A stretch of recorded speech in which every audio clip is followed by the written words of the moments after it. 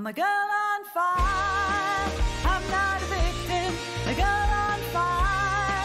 I'll stand my ground. Girl on fire. I've made a choice. I stand proud. I'm a girl on fire.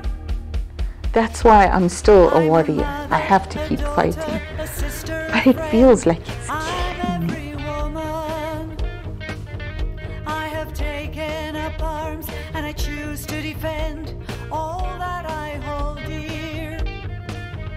Independent and strong, you will not keep me down. You can't break me. I'm a girl on fire. I'm not a victim. A girl on fire. I'll stand my ground. Girl on fire. I've made a choice. I stand proud. Speak out now. Countless hours on the range, I am responsibly armed. I am your equal. Good morning, Lynette Oxley for Tax Shack Tactical TV and Gosa Girls on Fire, 16 days of action for no violence against women and children. As part of this year's 16 days of action against gender-based violence and in honor of Krista Swart Fighting Spirit Award, we are sharing the stories of women whose courage and strength redefines survival. Today we honor in speaking with Charlotte van der Westhuizen. Charlotte's life was changed forever when her husband murdered their 3 children. An act of unimaginable violence that has lasted for many years and has got many scars. Despite facing the most painful loss any mother could endure, Charlotte has chosen to speak out, to honor the children and to shine a light on the devastating impact of gender-based violence in our homes and in our communities. Thank you for speaking to us, Charlotte, and welcome. Good morning, Lynette. Thank you. Thank you. Nice to talk to you. Charlotte, thank you very much for the strength in talking to us. It's not easy, I know. I want to go a little bit back. Can you tell me a little bit about yourself? Where did you grow up? Your studies, your dreams, and how you became part of SAPS and your family. Okay, I mainly grew up in Sasolburg and Vereniging there in the Vaal Triangle. So did And I. okay. Vereniging, yes. So when I was busy with my matric exams, my parents moved to Worcester. So then after that, fortunately, I could go to Stellenbosch University, and that was my number one choice. And I studied BCom there, and I got my BCom degree. And after that, I decided, no, I don't want to sit in an office in front of a computer the whole day. Yeah. I want to climb walls and run after scollies and stuff. Yes. And actually, so I applied for the police, and I was over 21 then, so I didn't tell my parents. And then my application was successful. And then I was, oh, hang, I'm going to the police. I had to start a job in Randburg, and then I declined that because now I want to most go and climb over walls. And then my parents said, but if this is what you want to do, they support me in whatever I want to do. Never when I was small, I thought I will become a police officer. But I think at that stage, at 21, it looks different than it did today. You thought, no, you're going to climb over walls, run after scollies like in the movies, and it's everything but like in the movies. And I'm now in my 32nd year in SAPS. And what am I doing today? I'm sitting in an office behind a computer. But you enjoyed, yeah. you enjoyed being a Yeah. policewoman. It's been something that you really enjoyed in your life. Am I correct? It is, and you got to have a passion for people to do it. Otherwise, because let's face it, it's not the best salary that you have, and the working conditions, especially after my children was murdered. It's difficult because although I work in an office, I don't need to work with a firearm. You still work with the terminology of crimes against women and children. You work with murder, you work with rape, and all that terminology. It's part of your career, your work life, and then you deal with it in your personal life as well. But then whenever I look at stats, for instance, of children being murdered, it's no more just figures for me. And honestly, the past 32 years, it was difficult. For instance, I was in uniform that day, 28th of July 2006, and I walked footbeat just up until just before 6 o'clock. And that night, I couldn't protect my own children. So, as a police officer, you serve and you protect. That's very important for me. Like my husband, my ex-husband now, was a police officer. We serve and protect. And he didn't protect his own children. And after that, for years, I couldn't wear my uniform because I'm not worthy of my uniform. And my commanders, they also said, when I'm ready, they didn't force me to work in uniform whenever I needed to. And then part of the road to recovery psychologically, now and then I do get into my uniform because that is also part of who Charlotte is Charlotte the Absolutely. police officer. Yeah. And like a circle with the wedges, you're a mother, you're a wife, you're a daughter, you're a sister, you're a police officer. So that part of me is also very difficult to regain as part of my personality. I I'm still understand. struggling with the uniform, but yeah, I decided to remain in SAPS. um, I couldn't lose that as well. I've lost everything else, but I just couldn't. And the support that I get in the police from my commanders and my colleagues, especially those people that know murder and rapes and robberies and all of that, they my extra family. So I feel comfortable and safe between my colleagues, especially when I went back to the police, standing up, going to work, it gives you a purpose. And I also, do this understand. speaking up now gave me a purpose. I Yes. do understand that. So, actually, the Girls on Fire song says, "I'm a mother, a daughter, I'm your sister, I'm your friend, I'm every woman," and that is Oh, actually you are speaking up. So it is it's very nice to get that as a how we yeah, get together. yeah, So I'm going to go yeah, back again a little bit. Where did you meet yes. Marius? How did the relationship started? And when did you know that something was wrong with him and that this is not going to work? Okay, I met him actually on the 16th of June 1994, exactly, because that was the day I finished my police college. And we were taken to the district's office where the new constables were introduced to their station commanders. And Marius was the station commander of Muizenberg SAPS here in Cape Town. He was a lieutenant then, and I was a constable, a new constable. We were introduced to our station commanders, and I worked with him in Muizenberg SAPS.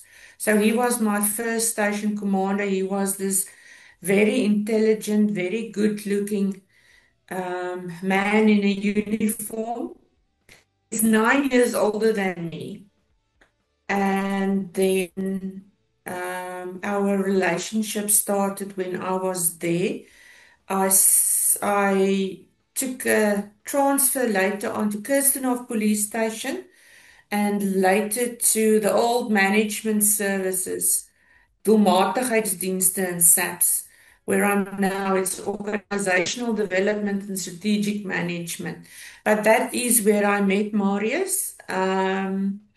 And we got married. That was 1994. We got married in 1998, and we were extremely happy. And it wasn't like there was red flags from the start.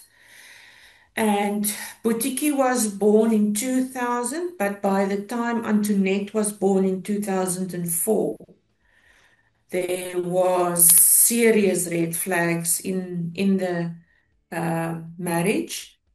And the domestic violence interdict that I took out in 2006 was after the first hostage negotiation situation where it was only me and Antoinette outside of the house, and he refused to give the other children, and I was afraid for the other children. That was in 2006.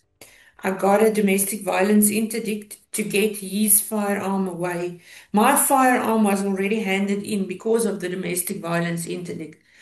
And then when we went to court for the temporary domestic violence interdict to be made permanent or to be withdrawn, I withdrew the domestic violence interdict because you want to give the marriage another chance. And he said if he doesn't have his firearm, he cannot work outside.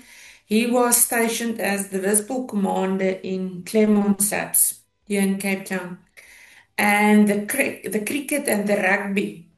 He was always the commander in charge with the cricket and the rugby, and that is where he earned some overtime. But now you can't work outside if you haven't got a firearm. So he said, I'm financially crippling the family. It's my fault. So you think, oh, maybe you overreacted. Maybe give it another chance. He got his firearms back the 10th of May 2006. He murdered the children with his 108 9mm firearm the 28th of July 2006. So there wasn't problems from the start. What I want to mention is he's 9 years older than me. So now you get out of the college and you got like stars in your eyes with this fancy police officer knowing everything. And You looked up to him. as, yeah, and as time went by, because I've got my degree, I didn't go through the ranks like constable, sergeant. I was, by the time I had to become a sergeant, they changed it and I became a captain. I think that was after 2 years or so. Because of my degree, I became a captain and I was stationed at Kuils River by that time because we moved to Brackenfell from Newlands, and Bianca was here in Paul School, a school for disabled children. And the other two were here in the creche. He's working in Claremont. So I took a transfer to Kuils River so that I can be closer to the children when the children, especially Bianca, becomes ill.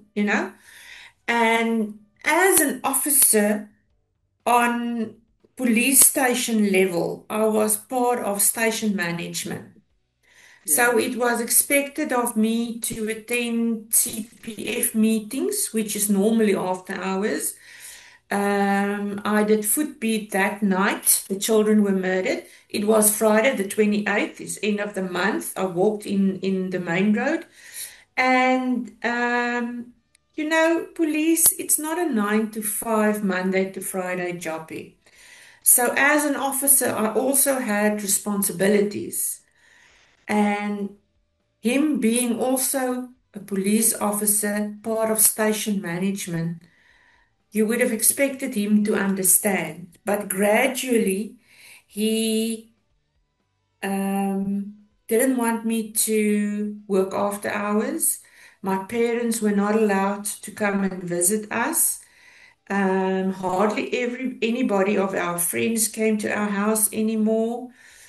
There's lots of issues where he just afgezonder Yeah. in Has Engels isolated you from the rest of your isolated family. me more and more and more because he was like the type of person. I always say, if Marius said that wall is pink, you gotta say, yes, Marius, that wall is pink.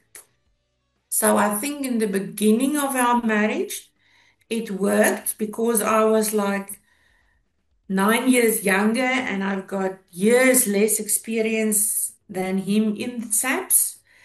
As time goes by, I was an officer in my own right. And by then, I think I was 12 years in SAPS, and I've got my own style of leadership. I wouldn't pick somebody necessarily coming late for 5 minutes or stuff. And then he expected me to agree with everything he says, being it in SAPS or at home. And I told him many a times, this is not a police station. I'm not a constable here, and the kids are reservists, because Falkenberg found whom Dr. Paneri Peter testified in court that he was the worst case of narcissism that they have yet had in Falkenberg. That was what she testified in the High Court 28, 29, 2010. And when she testified that, it made sense to me. It gave me a word to describe what I couldn't describe in my own words, what happened at home, because he expected me to think and do and say exactly the way he thought.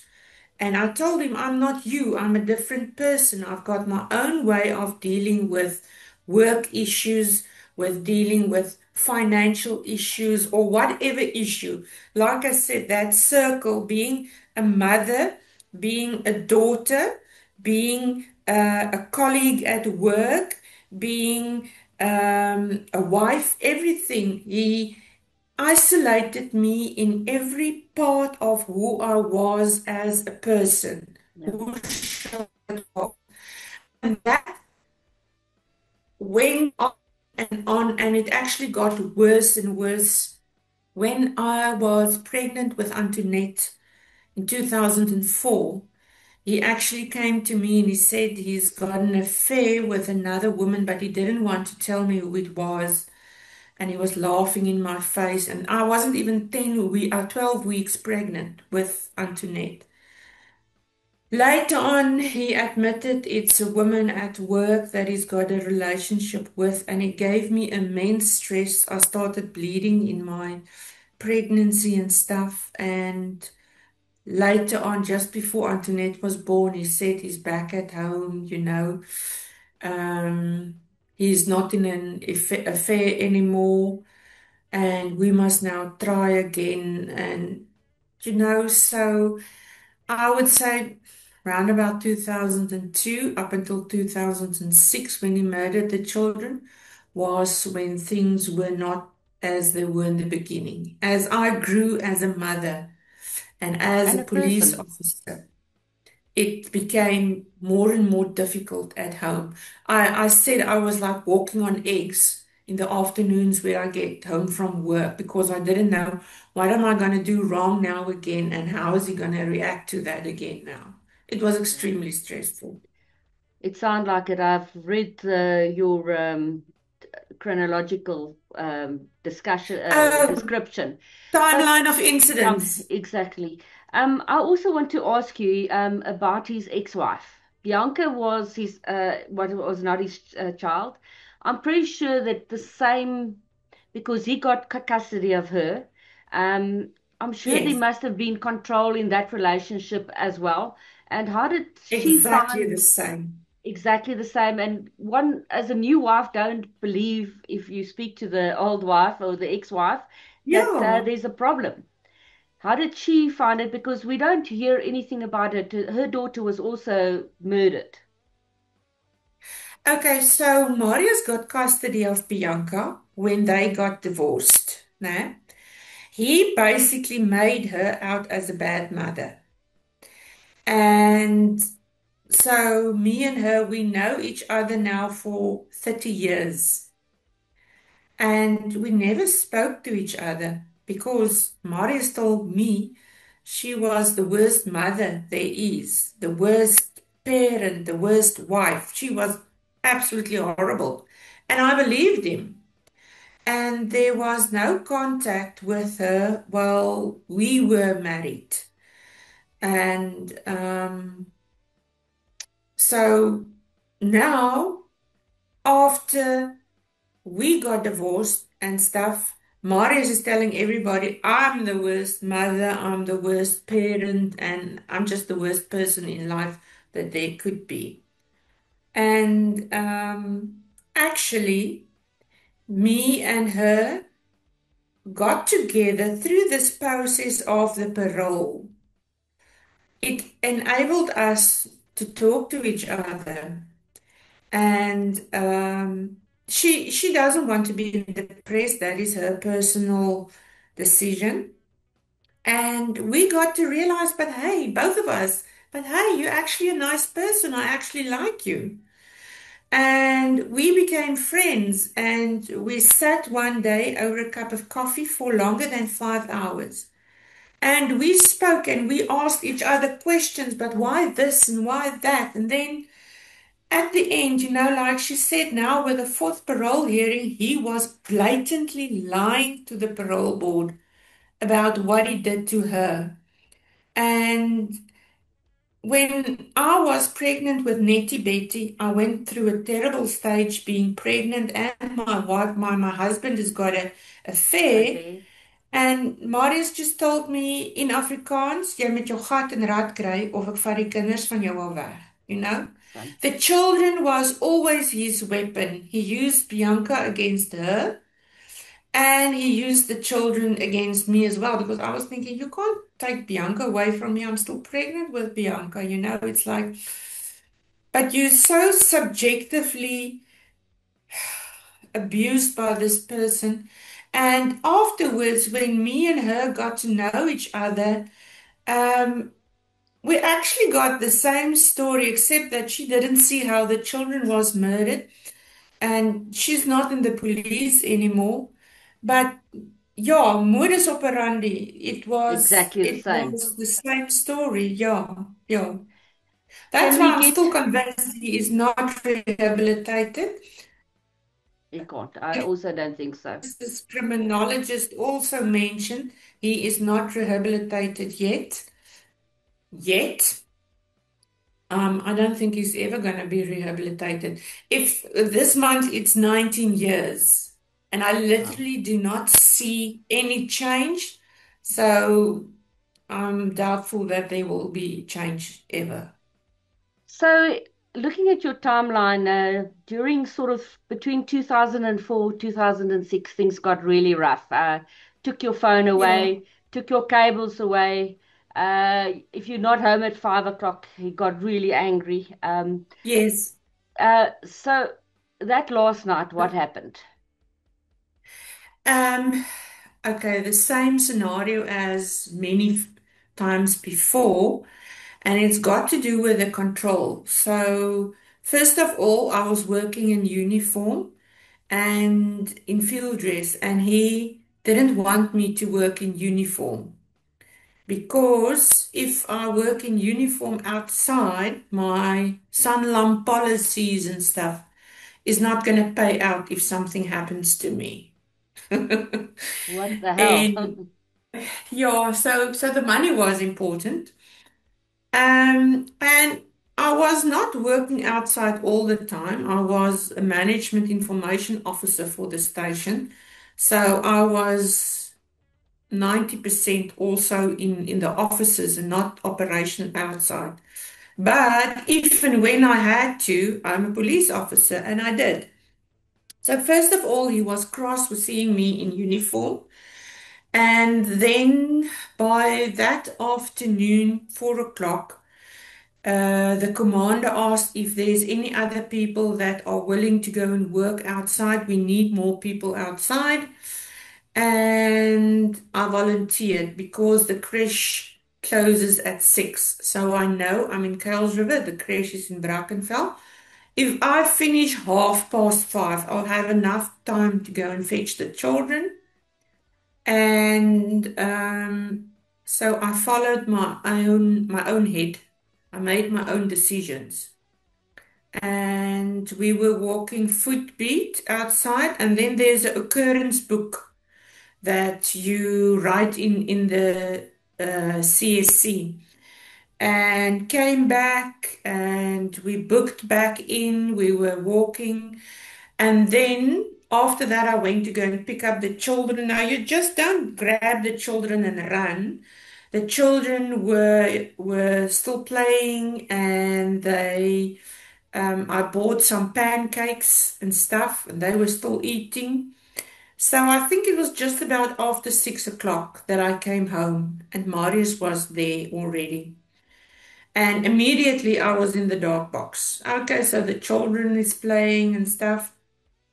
I started doing the washing, because I had a lady that came to help me with the house on Saturdays. So I did the washing that night. And he kept on harping. And because I was scared, and he's now, you're walking on eggs, and you did something wrong now because you worked outside as if that was wrong. I lied to him and I said, no, I'm late because I forgot the milk for Bianca, for Nettie Betty at work. But then I didn't know that he checks my kilometers of the vehicle every day. And he said, no, you didn't turn around and go back. You are lying to me because it's only like the 7 kilometers to work and the 7 kilometers back. So you couldn't have turned around. And then I was scared, but then I came out with the truth and I said, yeah, okay, I worked outside. I was walking footbeat. And from there, he was working in the braai room, on the braai room roof and stuff. And there was no big fight, verbal disagreement or stuff. And um, I, the kids came inside. I bathed the kids and I put Bianca to bed because, after a week at school, she gets the physiotherapy and all the therapies and stuff. So 8 o'clock in the evening, she was tired. So it was no issue to put her to bed. And then actually every night I put the kids to bed. That Friday night, I put Bianca to bed. Boetie asked if he can go and watch a movie, and I said, okay, when you're tired, you can climb into bed. So I did not physically put Boetie into bed that Friday night because then it's not a school night. And Antoinette was still playing around in the braai room, and I asked Marius, is he gonna put Nettie Betty to bed? And he said he would. So quite coincidentally that night, I did not put Boetie and Nettie Betty to bed. But long story short, round about 9:45 that night, and the reason why I know it's 9:45 because afterwards you must get your detailed account of your cell phone account, and I saw that it was between 9:45 and 10 to 10 that I first phoned to get some help. He came to my room, to our room, and he took my cell phone from me that was lying next to my bed. And he woke me up, and it's not the first time that I was sleeping that he wakes me up and then he wants to fight. And I'm not a late night person. After 8 o'clock at night, I want to go to sleep. I'm tired. It's the end of the week. And I told him, I don't want to fight with you. I just want to go to sleep. And the next moment he said, yes, okay. Jy het jou keuse gemaak, jy sal die gevolge dra. So you made your choice, you will bear the consequences. And he walked to the safe. We had a big safe in the corner where his hunting rifles and his firearm was. He unlocked the safe and he took his 9mm. And my first thought was, he's going to shoot himself now. And to be honest, I didn't care. I thought, okay, because we're now coming on with this, and he's many a times he's gonna leave the police and poor him and that. I was so sick and tired of it. So I thought by myself, okay, if you shoot yourself, then so be it. But then he walked out of the room and he closed my door. Okay, and then I jumped out of the bed and I thought, okay, I must try and stop him not to shoot himself. But when I opened our door, he was standing in the passage at the door where the girls slept. And he waited actually for me to get right beside him. And I asked him, "What are you going to do?" And he just said, "You made your choice. You're going to bear the consequences." Because he asked me to choose between him and Kales River Saps. He thought I'm choosing my job above him. And I literally told him, it's not a matter of choice. You are my husband. SAPS is my work. It's not like we can afford me to resign. I would have loved to resign and be at home full time, but financially it's not possible.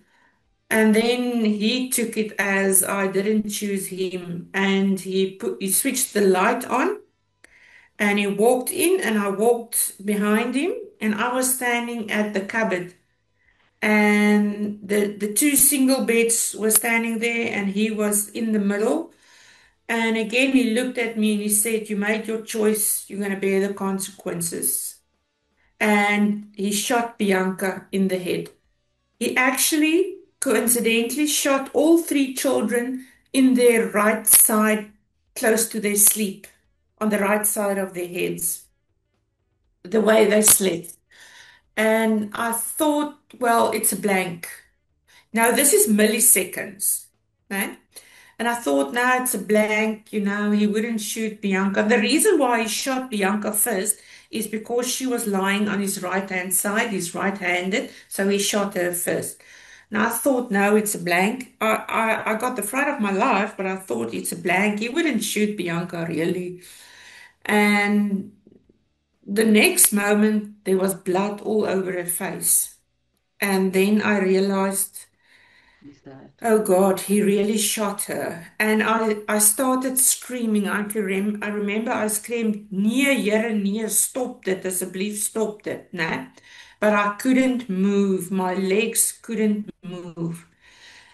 And in that milliseconds, he turned to Nettie Betty. Nettie Betty's bed had like a railing in front of it. So he had to raise his arm above the railing because she was 21 months and she was sleeping on a tummy with her face towards the railing.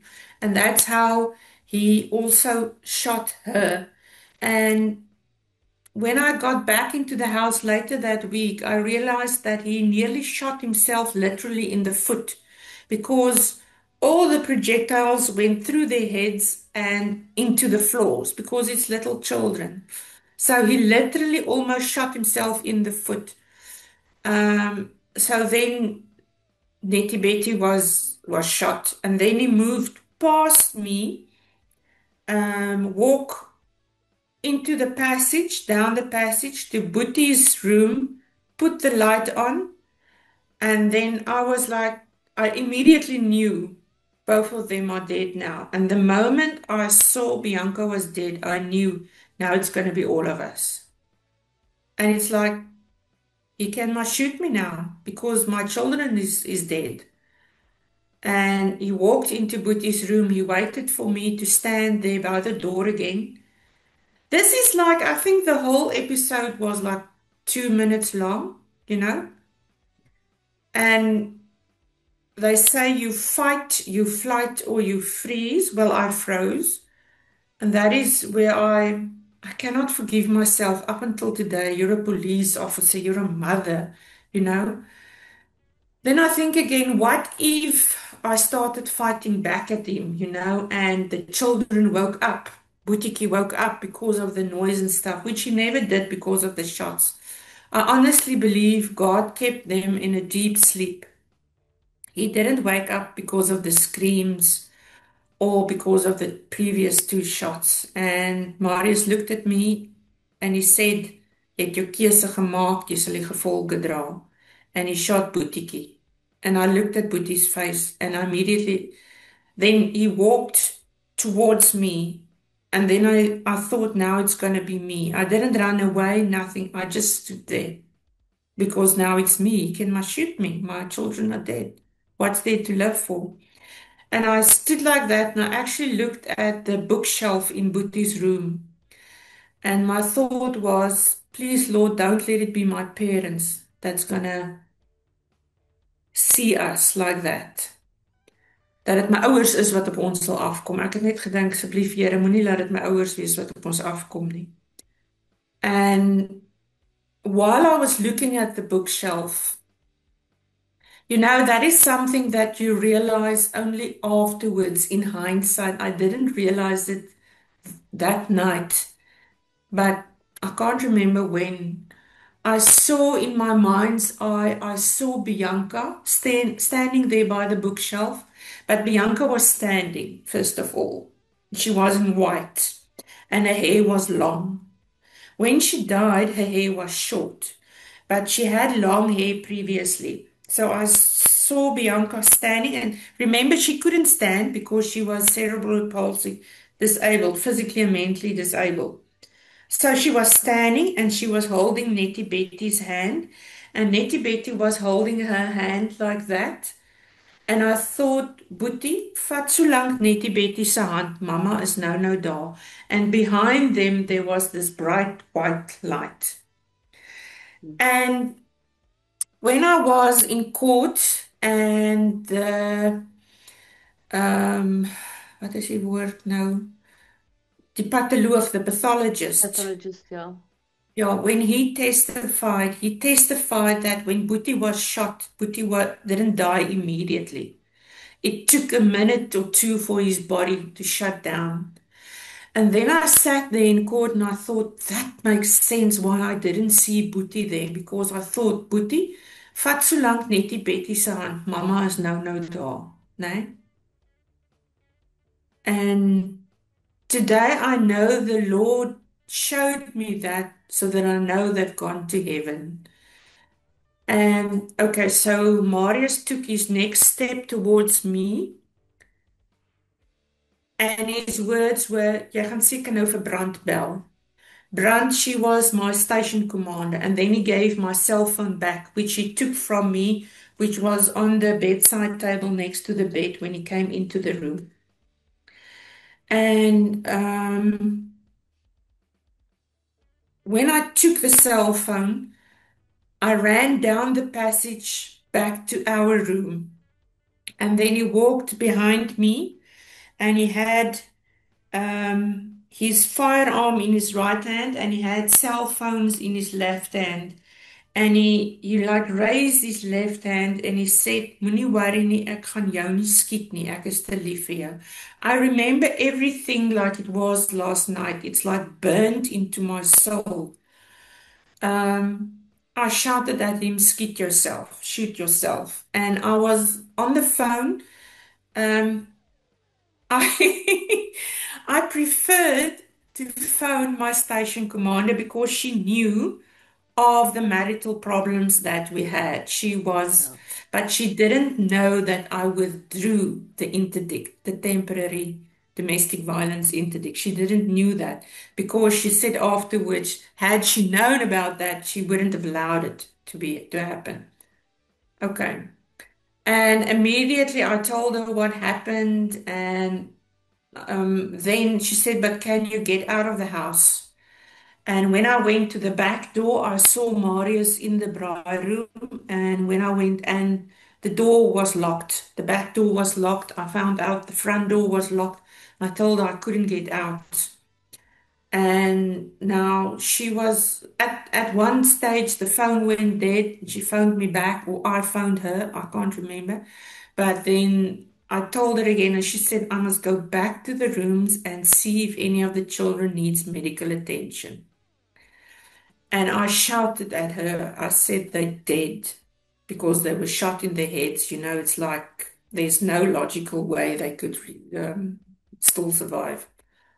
And she told me, Charlotte, I need you to go back and have a look if there's anyone alive that needs medical attention. So I said, okay. And I had my phone with me all the time. And I just stepped in 2 steps into the first room, which was Boetie's. And what I saw there was Boetie had this blonde hair like me. And his whole face was full of blood over his eyes, everything. His whole face was covered in blood. And I didn't even have to go closer. I knew Boetie was dead. You see it. And then I had to walk further down the passage and I had to go to the girls' room. And I looked at Bianca first, and Bianca's right side, her eye was blue, her above her eye, below her eye, that whole part of her face was swollen and it's blue. It's like the blood now beneath the eye. You could see Bianca is dead. And because of the railing at Nettie Betty's bed, I had to like look over the bed in where Nettie Betty was lying, and I touched Nettie Betty on her shoulder, and Nettie Betty made a sound. Later on, they explained to me that as I touched Nettie Betty on the shoulder, the last air out of her lungs came out. And I thought she was still alive, but she wasn't. They told me no, she was dead, just the last air. So I shouted in the phone that Nettie Betty is still alive, Nettie Betty is still alive. So she spoke on her other police phone with all the police guys and stuff. The one girl is still alive. We must get an ambulance and stuff. And I stood there next to Nettie Betty and I told the Lord, ek het gesê, Here, as dit is hoe my kind nou lyk, dan moet jy haar maar eerder vat. Because with Nettie Betty being 21 months old, um, there was brain matter all around the wound, not just blood, but brain matter. And then I told the Lord, honestly, I said, Here, as dit is hoe my kind nou lyk, moet jy haar eerder maar vat. Want ek sien nie kans vir nog 'n gestremde kind nie. And then as time went by, my colleagues, my own colleagues of Kuils River, they broke me out of the house at the front door with the safety gates that was locked. And they had a koevoet. I don't know what's a koevoet in Engels. Yeah, one of Um, those. and the, hmm? The steel that basically you can open the doors Yeah, with. yeah, Okay, yeah. yeah. So they broke that door and kicked the door and whatever. And then they got me out and I was taken to one of the police vehicles. And later that night, they had to bring Marius to the same hospital because it's policy, he shot himself. He must get to the closest hospital, which was as well. Sorry, And just repeat that. So he did shoot himself as well. yes, he shot himself beneath his chin, and the the outside The bullet. wound was Yeah. was here in his cheek. So it didn't go like through his tongue and his cheek. That was it. And the task force was also there. They shot back at him at one stage, and we had a dog, Shiba, and she was sitting next to Marius. Marius was at that time sitting in the back of the yard. And because of the shots, she got a fright and she jumped up. And one of the shots from the task force hit her, but nobody was worried about the dogs. It's only that Sunday roundabout that the neighbors asked what happened to the dogs, and that the people became aware that there was two dogs in the yard as well.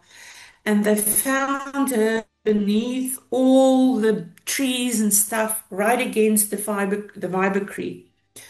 And they took her to the vet, and the vet had to let her sleep because he could have saved her life, but she wouldn't have been able to walk.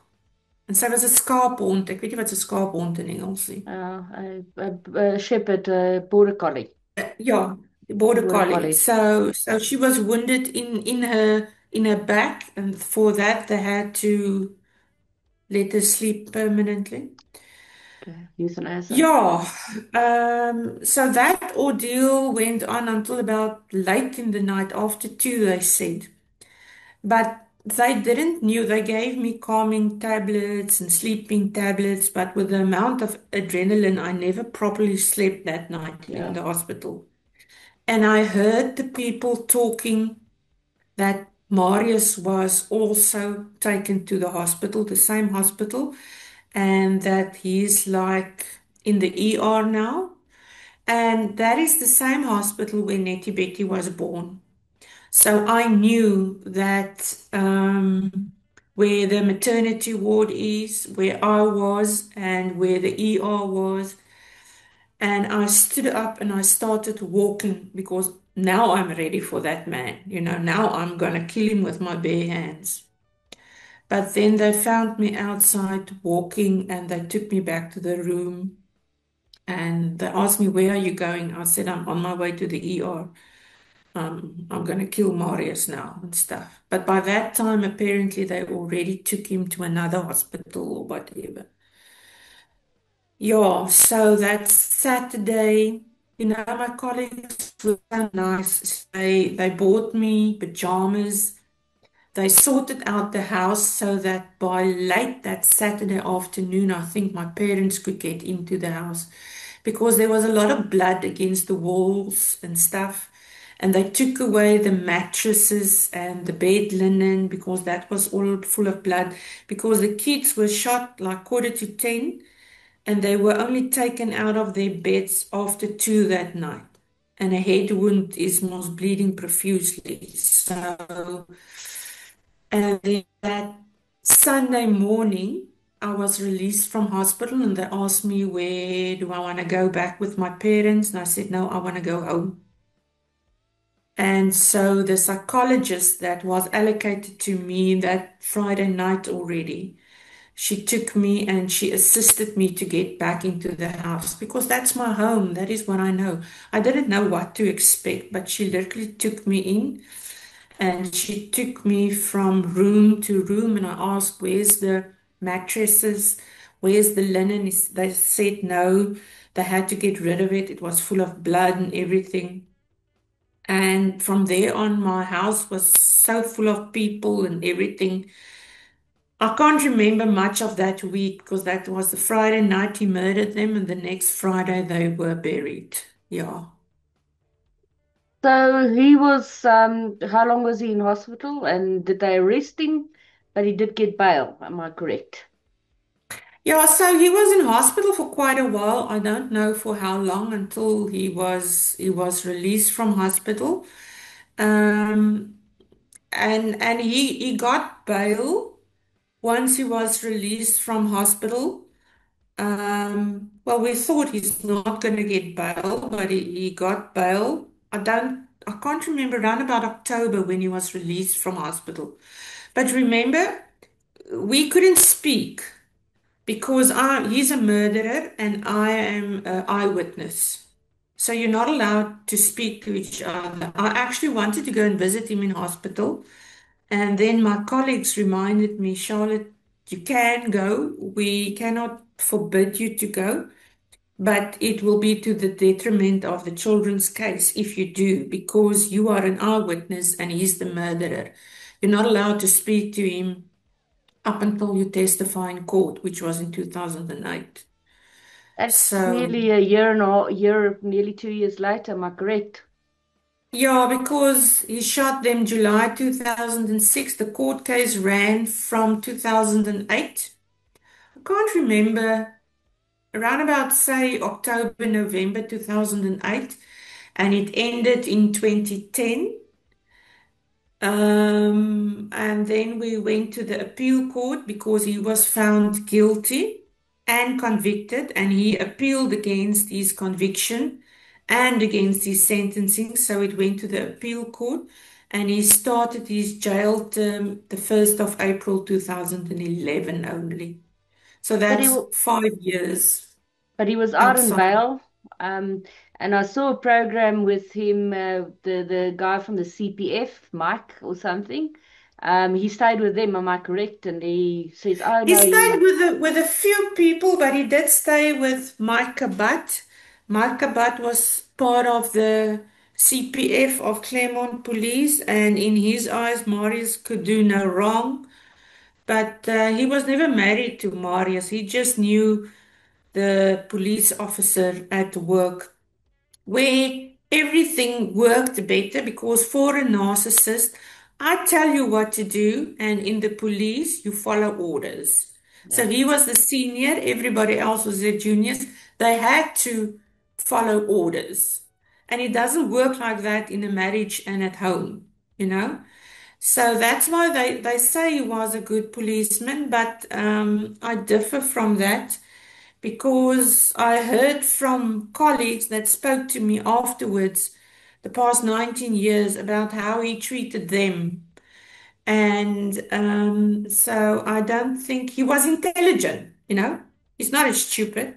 He also studied law in his first year. And then I don't think he went past the first 6 months of his first year, and then he went to the police. He was intelligent, but emotional intelligence, I don't think there is any. So you did see him at your son's grave during this period, am I correct? Yeah, and nobody thought about that. Not even me. So on the 7th of September, they were murdered 28th of July. Bianca's birthday is 28th of August. Boetie is 7 September, it is 12 October. Just July month is the anniversary of when they were murdered. And then it's their birthdays, August, September, October. So it was Boetie's birthday, and on the 7th of September 2007, obviously I went to the grave. I still do when it's their birthdays. And it's there by Durbanville Memorial Park. And when I walked in and I had to sign in by security, I immediately recognized his handwriting and I asked the security guard, is this person still here? And he said, yes, there he is. And I walked to the grave, but he was sitting with his back to me. And then, it's just like, that's my children's grave. And at that moment, I wasn't thinking of court cases and upcoming court cases. And he was sitting there, and when he saw me, he got a fright. But it was such a shock today. I'm actually saying I'm so glad I didn't take my hand and hit with my handbag or stuff. Yeah. The Lord actually just gave me the strength to deal with that situation, but it was so awkward, and none of us, colleagues, lawyers, nobody thought about, the obviously he wasn't allowed to talk to me or approach me in Brackenfell or whatever. Nobody thought of the graves that it could happen that both of us would visit the graves and then bump into each other there at the graves. It was, whew, but also it was the first time that I saw him afterwards. And seeing him during the court case where I had to testify as an eyewitness, and later I testified again, with the straffe zwaar en straffe sagten, mitigating, and those, Circumstances, yeah. yeah. And the court case helped me not to see him as a monster anymore, but as a pathetic human being. Because I was very scared, and the psychologist had to help me for a long time. She actually let me see, like this monster with a princely coat. And the princely coat is falling off, slipping off little by little. And as the coat is slipping, you will see the monster onder die prinsgewaad. So she had to, yeah, and especially now, I wasn't at parole hearing number one, but parole hearing number two, three, and four, I'm getting confronted with this person. And now I see that I'm the stronger one, that he is the weak, pathetic, sick person that he is, and that I am stronger. It helps me psychologically that to know that I am the stronger one of the two. So tell me, did he love the children, do you think? How was he Yes, with the he did. children?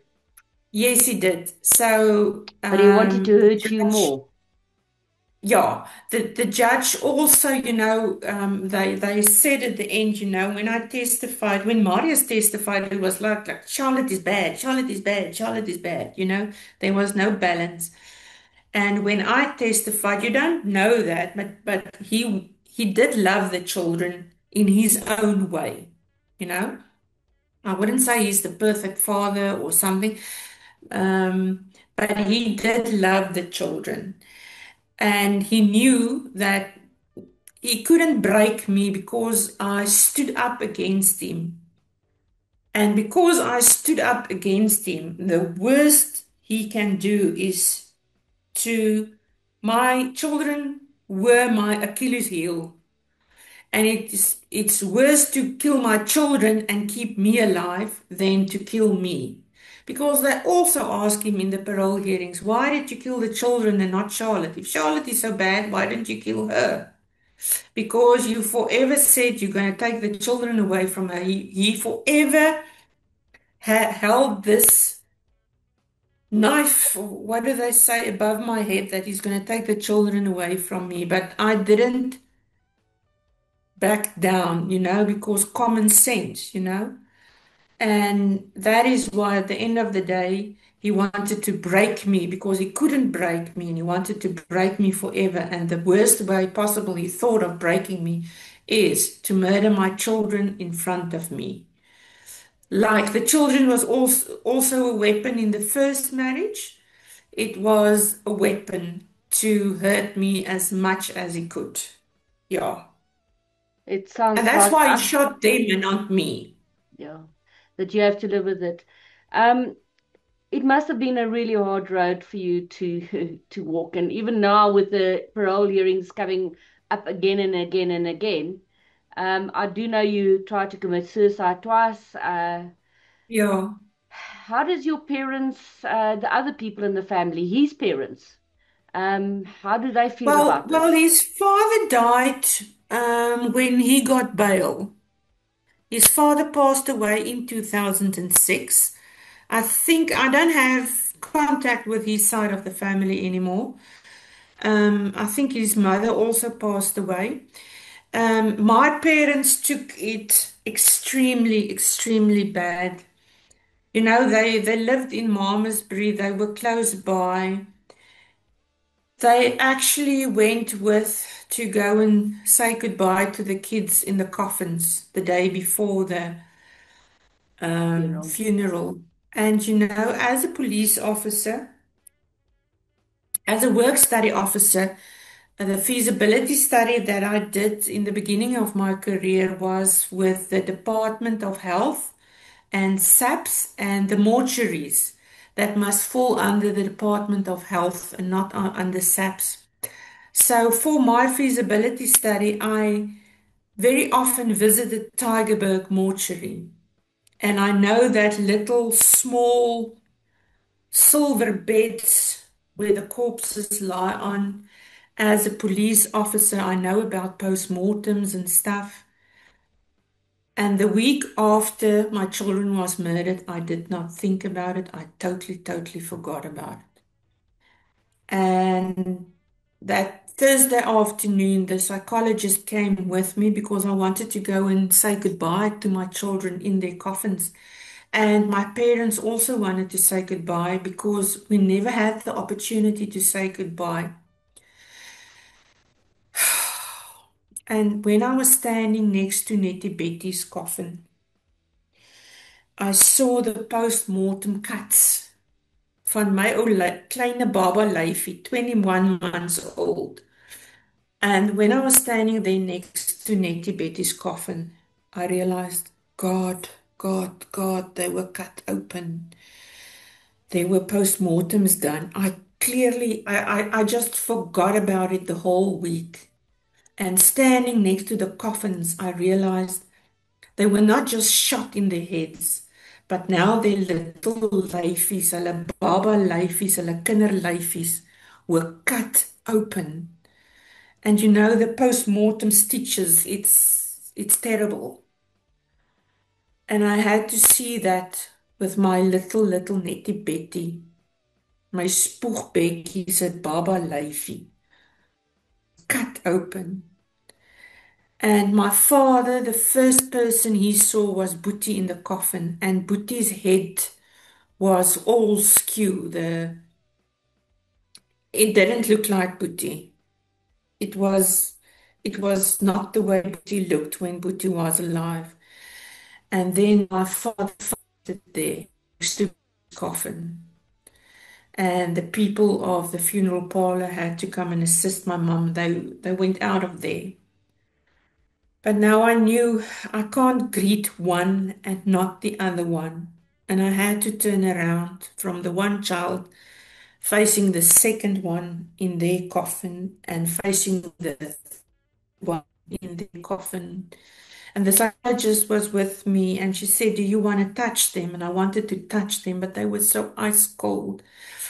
And I picked the clothes in which they were buried. I decided to bury Bianca in the lilac dress that she had on when we got married. She still fitted in the dress because although she was 16 years, 11 months, her body was like that of a 10, 11-year-old girl. And Boetie had a Spider-Man T-shirt. It's a new one because he was, all the little boys, Spinnerman, Spider-Man babe. So Spinnerman, he got a new T-shirt. So I buried him in his Spinnerman hempie, and then his pants with a belt like Papa. Né? He wanted to have the jeans with a belt like Papa. So and Nettie Betty had this beautiful all white little girly dress on. And then I decided their favorite toys and their favorite sweeties, because that's where the psychologist helped me. What do you want to do to say goodbye? So I gave each of them their favorite sweeties and their favorite toy that I buried with them in their coffins. But you were asking about my parents and my family. Up until today, it's difficult to talk about with the family. It's easier for me to talk to other people about my children than to talk to my mother about my children. My father passed away in the meantime, so she lives close by, and yeah, it's they say time heals. I don't know about that. It's been a terrible 19 years since they were murdered, because it just never goes away. You need to deal with the court cases and stuff. After he was convicted, I had to deal with the divorce.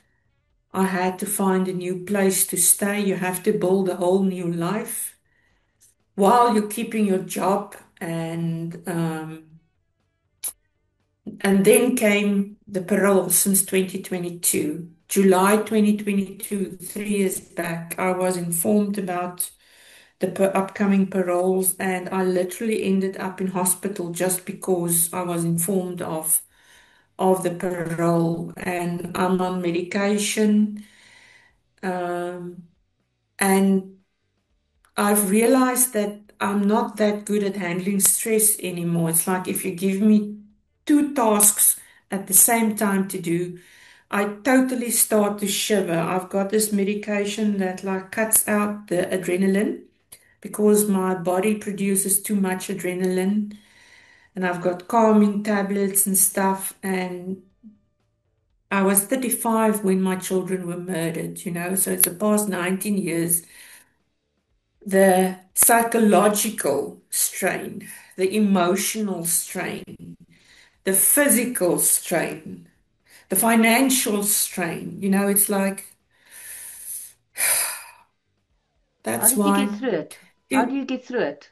Who was, you say your colleagues were there, your family was there, but it um, must be extremely difficult. I'm an extrovert, nah, and I believe you handle a crisis with the type of personality that you have. So, for me, it helps to talk about it, but most and first of all, it's the Lord helping me literally every day, one day at a time, sweet Jesus. That night when they took me to the ER, um, our Dominee, he was waiting for me at the hospital. And I asked him, how am I gonna get through this? I'm 35 years old. It's not like I'm in my 80s and I'm gonna die soon.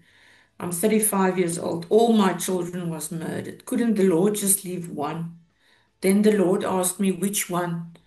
Then I say Nettie Betty because she was the youngest. She hardly had time to. No, no, Butiki, Butiki. And then no, no. If I only had Bianca, I can give all my attention to Bianca. Then I said, okay, Lord, now I understand why you took all three of them. They lived together, they died together, they buried together. But the Dominee said over there, one day at a time, how do you eat an elephant? Piece by piece. And if it was not for the Lord, all the glory to the Lord. If it was not for the Lord, I would not have been here today. And still, it is extremely difficult, in the evenings when all gets quiet over the weekends. I remember one day, it was still in the old house. I sat on the kitchen floor and I held one of the knives. I don't have firearms in my house. I was also declared unfit to have a firearm because it is just the police's responsibility. What if now I've got my 108 and I shoot myself with my 108? The police would have been negligent. So, but I also don't need my firearm to do my work. But you've got big knives in your kitchen drawer, and I was sitting on the kitchen floor with a knife. And I just thought if I push this knife into my stomach, the pain would be less than the pain that I feel in my soul, in my soul, not my heart, in my soul. But I think it's the Lord that was there, and I didn't do it. And like now, it took me 19 years to start speaking out. And I'm speaking out now because I claim justice for my children. And I still need medical attention from time to time. I do suffer PTSD and depression and severe anxiety attacks. I have had anxiety attacks. Sometimes I do get anxiety attacks even at work. And with a medication, it is mind over matter. I am so aware of the 28th of July, the night of the 28th of July is around the corner. It's the 6th of July today. Still, that night of the 28th of July, I cannot sleep. I have trouble sleeping, although I have medication. It's like the adrenaline is pumping. I cannot sleep. I'm scared, and then I have to talk to myself and say, Charlotte, there's nobody here that can hurt you. He cannot hurt you. He's in prison. You have to calm yourself down. And with court cases, parole hearings, divorce cases, and everything, it's just not never ever going away. And the one detective told me that time, when you send a family member to prison, you send the family to prison as well. And I didn't understand what he meant. But for the past 13, 14 years, I understood because it is still the first thing that I think of when I wake up in the morning, and the last thing I think of when I go to sleep is my children, what happened that night, and that they deserve justice. So he was granted parole last year, am I correct? And what happened? Yes, yes, he was granted parole. My lawyer, Gerhard van Niekerk, he's from de Klerk in Vagen. He also did the divorce, so he's also walking the road for the past 19 years with me. And I can truly tell you, the Lord sent him to me to help me. So he queried, why did he get parole? And eventually it ended up on the table of the minister. And the Minister of Correctional Services decided that it must go for revision, né? Review, yeah? Hersieningsaansoek. Review, So yeah. the revision is um, set up, the revision board is with a judge and a lot of criminologists and psychologists and people who are subject experts that knows a little bit more than the normal person on a parole board. For these type of cases, you at least have to know the difference between a psychiatrist and a criminologist. So it needs to be subject experts on parole board hearings that deals with this type of stuff. And they had a unanimous decision that parole was withdrawn and that he's not going to get parole last year. And then we thought, okay, now we've got at least like a year's grace or something. And then in March month again this year, 2025, we were informed that it's parole time again. And eventually the parole hearing happened on the 3rd of June, this time at Brandvlei Maximum Prison with a different parole board. And this time it actually took the whole day because the previous times it's like, oh, we must finish because the prisoner must go and have his dinner, otherwise he's going to miss his dinner. And I thought, Lord, is that what you worry about? So this time we had a proper parole hearing.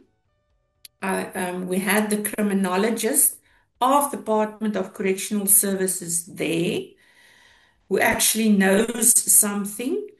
And there was a proper interrogation. I can't remember until what time, 6:30 that evening. And we were provided with the reasons why he didn't get parole. This time around, it was done in a professional manner, and we actually felt that we can take part in it without being blocked because due to a lack of time. Something silly as that. So he didn't get parole again. No, he didn't get parole again. We were informed about the reasons why not, and they're gonna, I think they said the next date when he's due for parole again is 31st of January 2027, for a new profile. So I think after that we will be informed again of parole number 5. This Yeah, is never ending. It's it's this. it's it's never ending. And Lynette, this time my psychologist Rowan Aronson went with me. The previous time I had a person that the victim, skus Lenet, my gedagtes raak nou, die mense wat by die polisiestasies die victims help, Victim counselors, support. The victim support. support. Ja, ja, sorry vir daai. No. The previous time I had a victim support counselor from one of the police stations that went with me. This time the psychologist that is, I'm a patient of hers since that night that it happened, and we've been walking this road now for 19 years. And she had the opportunity to observe Marius as well for a full day. And she's also adamant that that is an extremely dangerous person. But she came with me on that day. And she also wrote the second victim impact report now for the parole hearing, and as well as a motivation because why she thinks that victim offender dialogue in this case will not work. Because I know about victim offender dialogue and restorative justice and all of that. And there is a time and a place for restorative justice, but not in this case. Like she also said, it's just going to be to my detriment and psychologically taking me back if I have to sit in a room with that person who I have observed with the past three parole hearings that it is exactly the same person that it was that night, that everything is my fault and the SAPS's fault and not his fault, and he's still maintaining that same story for the past 19 years. So victim offender dialogue will not help because even in the letters that he wrote me from prison, it is like what I must feel and what I must do now and how I must handle life now. He's still telling me what to do. And last year, June 2024, he again wrote me a letter. And I told them, nobody asked me. Department of Correctional Services didn't ask me, Charlotte, do you want letters from the murderer of your children from prison? I don't want letters from him. When I got letters in my post box from him, again, I needed medical attention because of the shock and the anxiety and stuff.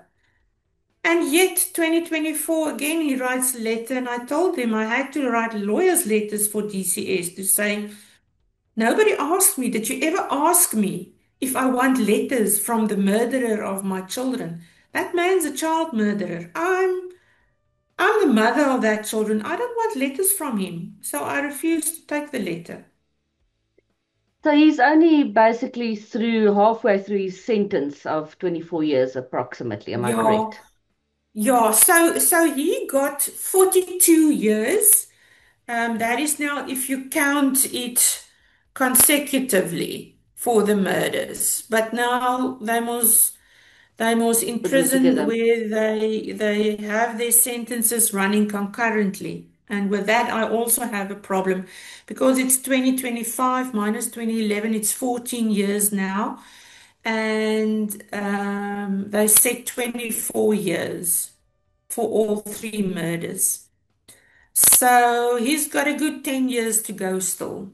And he can must sit there. That is what I would like to see change in the parole system. There's research being done about the crime harm index. So in the crime harm index, they talk about the weight of each crime. Obviously, like a shoplifting or an assault common will Yeah. have a lesser weight than a murder. This man murdered three children, not three adults, three little children, his own flesh and blood. And there's such a hoo-ha about crimes against women and children. It's so politically correct to talk about crimes against women and children. Yet, in practice, Doesn't work. I have to fight nail and tooth to keep this person in prison. So I would like to see that attention is given to a crime harm index, and I would like to see, when in the crime harm index, they also consider murdering a child versus murdering an adult, you know? I would say for me, a child, a woman, elderly people, and also disabled people. Those are the vulnerable groups in our society. Because you can be a man, but you're like physically and mentally disabled and 35 years old. For me, you are also considered vulnerable. No? So if you murder a person that is more vulnerable in society, and the younger that person is, even more. Nettie Betty was 21 months old. So that the punishment that you get will become harsher. The weight allocated to the crime of murder must be more than it is for a normal theft, for example. Agree with you. That's the first thing I would like to see. The second thing I would like to see is that if it's multiple crimes like this triple murder, the sentences run consecutively and not concurrently. And the third thing that I practically saw now, and that I think I've heard the minister also talk about it, is to actually have subject experts who knows what they're talking about on parole hearings. A normal person from the community will not necessarily understand the type of dangerous criminal sitting in front of you because, like Marius, is very manipulative and intelligent. And he knows, like the psychologist said the other day, he knows when to smile and he knows when to cry. Like they say, they all learn how to become Hollywood actors in prison. So, with the parole board hearing, you cannot handle a person for theft the same way than you handle a person that committed 3 murders, his own Of flesh and children. blood. And there's still that risk of hurting me when it's coming out. And the irony is the more I speak out, the more I stand up, the more I talk, the dangerous it becomes for me once he gets out again.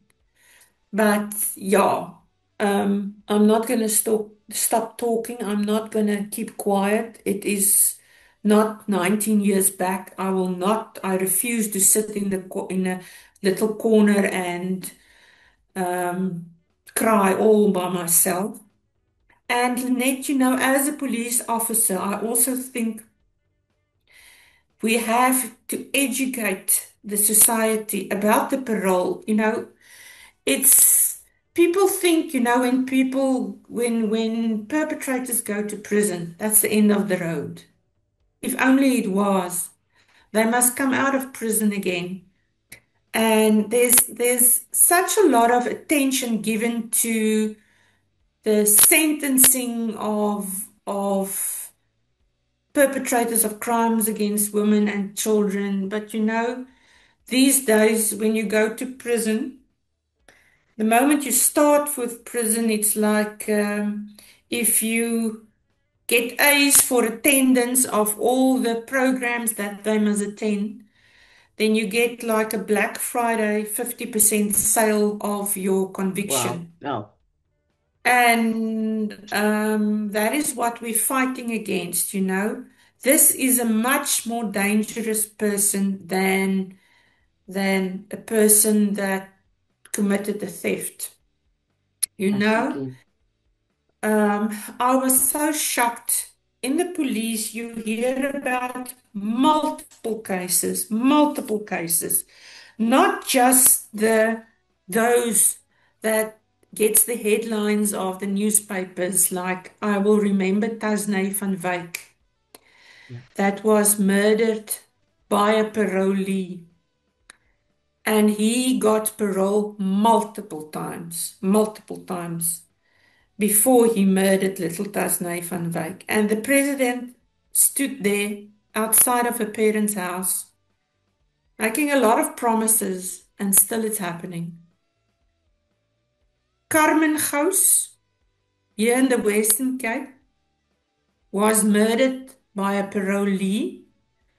He was on parole for 3 weeks, and he was imprisoned because he was hurting her. I don't know if it was for assault, GBH, or attempted murder or what, but he was in prison because he hurt her. He was in a relationship with 3 weeks after he got parole. He murdered her. He axed her to death. Carmen Gous. No? So Carmen Gous, nobody knows Carmen Gous. Nobody remembers Carmen Gous. Because Carmen Gous was just Another a person statistic. working on a farm. No? Yeah. I have the financial ability, well, to a certain extent, to have a lawyer with me at the parole hearing, to have a psychologist to assist me. PaulMed is paying for a hell of a lot, not everything, but at least I've got medical aid and I've got a lawyer. There is such a lot of victims in this company, in this country, that does not have the financial assistance of a lawyer, because if it wasn't for the lawyer, then Marius would have had parole by now. And I have a psychologist that walks with me, that actually went with me that day to the parole hearing. Not everybody has the luxury of a lawyer that actually knows what he's talking about, of a psychologist that's treating me for the past 19 years. So what about those victims, and who are also intimidated because they don't actually know how a parole board hearing works and how it should work, and that, like for instance, there must be a member of SAPS available attending that parole hearing. In parole hearing number 1 for Marius van der Westhuizen, there were no SAPS. Why wasn't there a SAPS member? So, yeah, you gotta, I'm standing up for those victims as well, because we gotta change this process. And I'm standing up for the justice. This has got nothing to do with did I forgive him or not forgive him. That is something between me and the Lord. And this is for justice. Justice for Bianca van der Westhuizen, Klein Marius van der Westhuizen, Antoinette van der Westhuizen, and to change the process for our Tasney van Wyks out there, for our Carmen Gous out there, for our Alison Botas out there. We got to change the process. I think we've started with that, and opening your mouth and talking about it to make the people more conscious about the and shortcomings in this parole process helps. And if that can help a little bit to change the process and to make it equally fair for the victim and the perpetrator, then at least we have achieved something towards the right direction. Because the perpetrator gets psychiatrist reports, psychologist reports, criminologist reports, and he gets the psychiatry and the psychology, all of that help, and it costs him zero, Yeah, nothing. absolutely. Yeah. The money I have spent thus far, I could buy a car or a small little car thus far, and that is also not fair. What about the other victims that That does cannot. not have a job or a big mouth like me? Yeah. So can I ask you, if you have a message for the women of South Africa and maybe of the world that's maybe in similar situations that you were, what would your message be for them? Well, first of all, I never thought I will be in this situation, né? Because I do not consider myself a quiet, timid person. I've always considered myself is an extrovert that opens my mouth and that If you hit me, I'm going to hit you back. I'm not going to stay in the corner. I'll hit you back. So Marius never physically hit me. It was the emotional abuse and the financial abuse, psychological abuse. Né?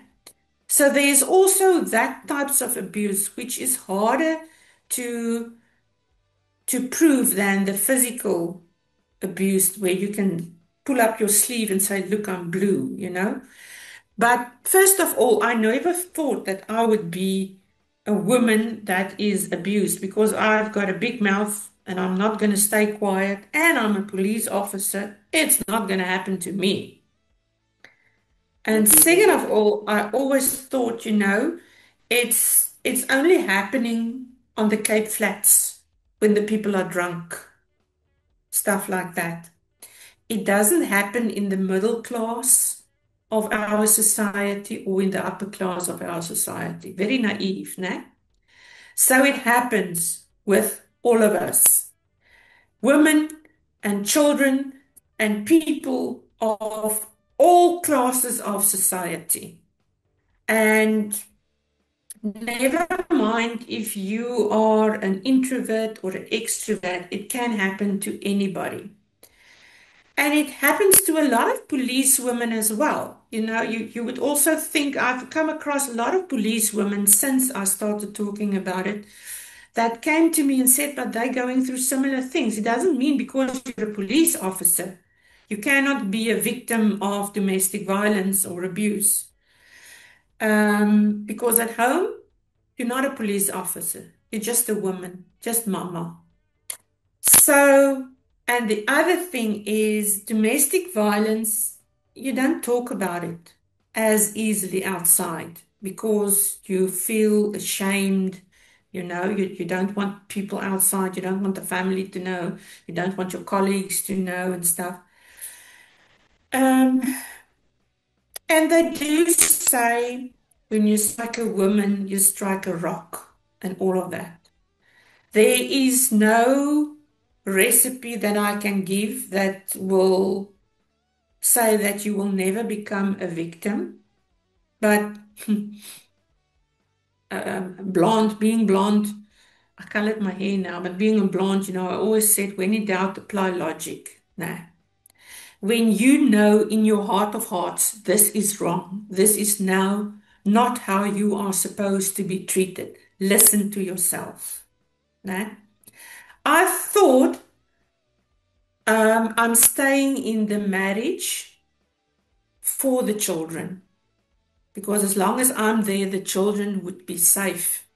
If I divorce him, the children would go to him every second weekend. And then I will not be there to protect the children when he's having his drunk parties and stuff. And ironically, I should have divorced him. Maybe then the children would have been alive now. So there is no recipe, but in your hearts of hearts, if you know that this is wrong, this is not how it should be, stand up, talk, and go to the police and talk about it and stand on your rights for your safety. I've also come across women in my career that open domestic violence cases and later on they withdraw the interdict. I did it myself, né? Because things are going to be better now and maybe I overreacted, all of that. So it is domestic violence you cannot police inside a house. It happens inside a house. So if I knew how to prevent it, my children would have still be alive today. So I don't think I can give out advice to other women to say, do A, B, and C, and then you will be okay. But all I can say is when your gut tells you this is wrong,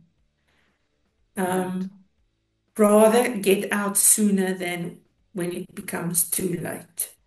Yeah, Thank you very yeah. much for speaking to us, and good luck with this month coming up. I'm sure it's, as you say, the 28th. We'll be thinking of you. And thank you very much for Thank you, Lynette. sharing your story with us. And I will definitely speak to you again, maybe in 2027 or before that, and we'll be there for you Yeah, during the next parole hearing. So we're thank really you. there with you. So together we Thank you, can Lynette. be stronger. Thanks, and have a Thank good you, Lynette. Sunday. And it was great chatting to you.